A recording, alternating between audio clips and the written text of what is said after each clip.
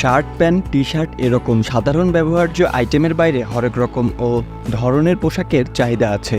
বিশ্ববাজারের এই চাহিদা বুঝে বাংলাদেশি উদ্যোক্তারা বৈচিত্র্যময় পোশাক পণ্যের বাজারে ধীরে ধীরে ঢুকছেন। রপ্তানি তালিকায় তৈরি পোশাকের আইটেমের সংখ্যা এখন ৭০০-র মতো।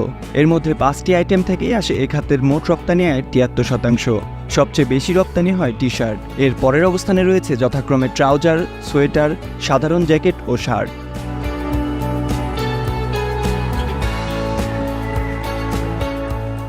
দীর্ঘদিন এই বলয়ে আটকে আছে দেশের প্রধান এই রপ্তানি খাত। তৈরি পোশাক খাতে বৈচিত্র্য এনে দিচ্ছে এমন কয়েকটি পণ্যের মধ্যে অ্যাক্টিভওয়্যার, প্যাডেড জ্যাকেট, ফর্মাল ওয়্যার এবং স্যুটের নাম প্রথমেই আসবে। এসব পণ্যের মধ্যেও আবার বৈচিত্র্য আছে, যেমন অ্যাক্টিভওয়্যার ক্যাটাগরিতে রয়েছে ১০০ রকমের জার্সি। নানা ধরনের হোম টেক্সটাইল পণ্যের মধ্যে রয়েছে বিভিন্ন ধরনের item.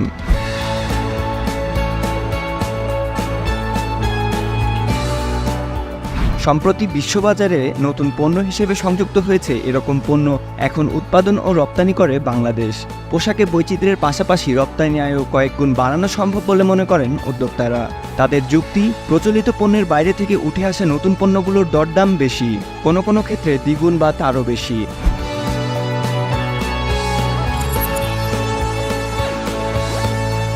T shirt, polo shirt, trouser উৎপাদন ও রপ্তানির মধ্য দিয়েই যাত্রা শুরু হয় বাংলাদেশের তৈরি পোশাক শিল্পের। এরপর যুক্ত হয় আরও বেশ কিছু পণ্য। এসব পণ্যের রপ্তানি বৃদ্ধির মাধ্যমেই এগিয়েছে দেশের পোশাক খাত। তবে গত অর্থবছরের পরিসংখ্যানে দেখা যায় শীর্ষ ১০ এর মধ্যে চতুর্থ স্থানে উঠে এসেছে ফুল ওভার্স আইটেম। আগের অর্থবছরের তুলনায় এ পণ্যের রপ্তানি বেড়েছে ৮%-এর মতো।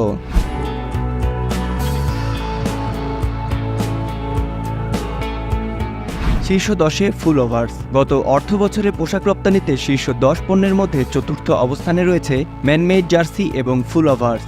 ম্যানমেড ফাইবারেও তৈরি হয় ১০০ রকমের ফুল ওভার্স আইটেম। ফুল ওভার্সের সব আইটেমই সাধারণত সারা শরীর ঢেকে রাখে, অর্থাৎ এক একটি ফুল ওভার্স পণ্যে কাপড়ের ব্যবহার তুলনামূলক বেশি। সাধারণ পোশাকের তুলনায় দাম এ কারণে বেশি। গত অর্থবছরে $১৩০ কোটি জার্সি এবং ফুল ওভার্স রপ্তানি হয়েছে।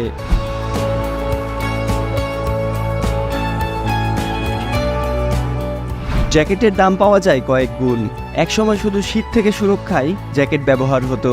কয়েক বছর ধরে ফ্যাশন প্রবাহেও বড় জায়গা করে নিয়েছে জ্যাকেট। জ্যাকেটের বিশ্ববাজার এখন বছরে $৬০ বিলিয়ন মতো। গত অর্থবছরে বাংলাদেশ থেকে $৩৭০ কোটি জ্যাকেট রপ্তানি হয়েছে। আগের অর্থবছরে এর পরিমাণ ছিল $৩৫০ কোটি।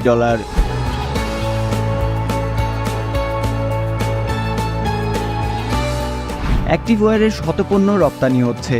দেশের বৈচিত্র্যপূর্ণ পোশাকের মধ্যে বিভিন্ন ধরনের অ্যাক্টিভওয়্যারের উৎপাদন ও রপ্তানি বৃদ্ধির গতি বেশ ভালো। সাধারণ পরিধেয় বস্ত্রের বাইরে নির্দিষ্ট কাজের উপযোগী বিভিন্ন পোশাককে অ্যাক্টিভওয়্যার বলা হয়।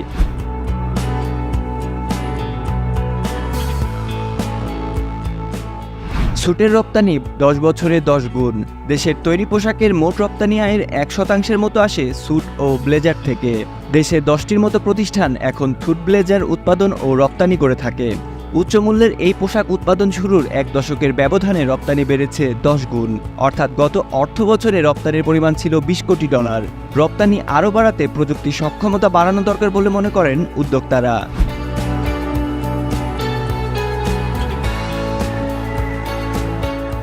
আরও মনোযোগ প্রয়োজন। নির্দিষ্ট কিছু রপ্তানি পণ্যের ওপর বিশেষ নির্ভরতায় ঝুঁকি থাকে। বিভিন্ন গবেষণা প্রতিষ্ঠান ও উন্নয়ন সহযোগীরা এ নিয়ে বাংলাদেশকে অনেকদিন ধরেই সতর্ক করে আসছেন। সম্প্রতি ইউরোপীয় ইউনিয়নের বাংলাদেশ ডেলিগেশনের এক প্রতিবেদনে বলা হয়, পণ্যে বৈচিত্র্য না থাকায় জোটের ২৮ দেশে শুল্কমুক্ত সুবিধার সুযোগ কাজে লাগাতে পারছে না বাংলাদেশ। তবে এ বিষয়টি অবশ্য গুরুত্বের সঙ্গেই দেখছে সরকার।